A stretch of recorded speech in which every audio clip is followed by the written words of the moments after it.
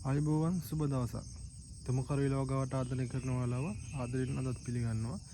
ඉතින් ගොඩක් දෙනෙක් මේ කාරණාව ගැන නම් දන්නවා. නමුත් නොදන්න පිරිසකුත් ඇති.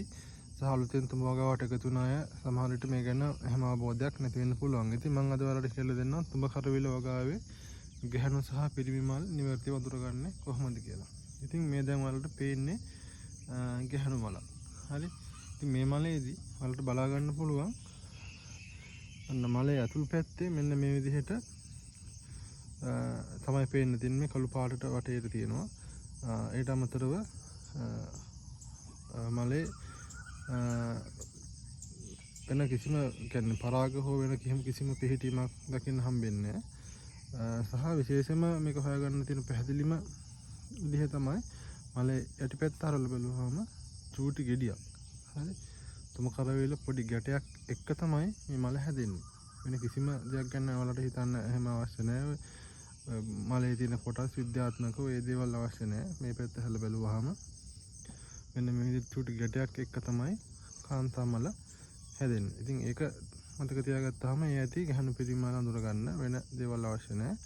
ඉතින් මෙහෙම ගැටයක් එක්ක පිපෙන්නේ ගැහණු මල් විතරමයි. මේක පොහොට්ටුවේ ඉඳලම මේ විදිහටම තමයි එන්නේ. මම ඔයාලට පොහොට්ටුවකුත් පෙන්නන්නම්. රයිට්, මේ තියෙන පොහොට්ටුවක් ඔයාලට පේනවා ඇති පොහොට්ටුව. ඉතින් මේක මේ විදිහටම තමයි එන්නේ. ඒක නමුතෙන් පොඩි මේ මල පිපෙනකොට ඒ ගැටේ හැදෙනව නෙමෙයි. තුමුකරුවිල ගෙඩියත් එක්කම තමයි මේ පොහොට්ටුව හැදෙන්නේ. ඉතින් අවසානට මේ මල පිපුණාට පස්සේ පෙති ටික හැලිලා ගිහිල්ලා හරියට පරාගෙන වුණාම මේ ගෙඩිය තමයි තුමුකරුවිල ගෙඩිය බවට පත් වෙන්නේ.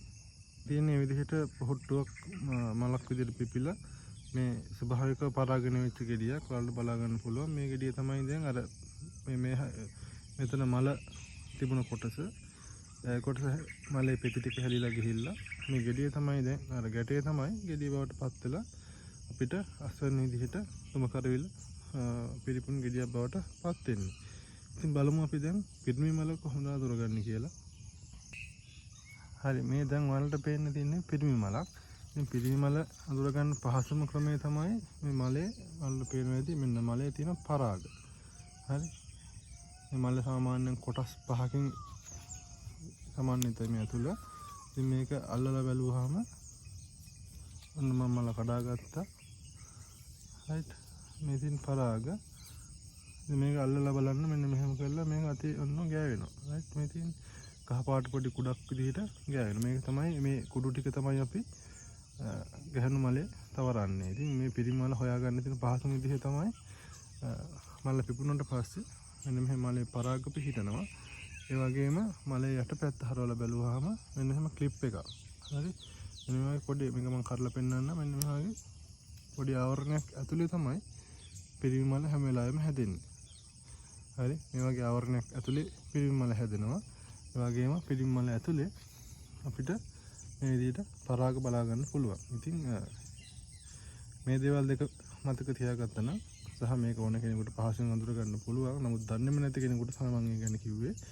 ඉතින් මේ විදිහට තමයි ගැහණු සහ පිරිමි මල් වෙනම අඳුර ගන්න පුළුවන්. මේ මල් දෙකම මම එකට තියලා පෙන්නන්න. මේ තියෙන ගැහණු මල සහ පිරිමි මල කියන මල් දෙකම.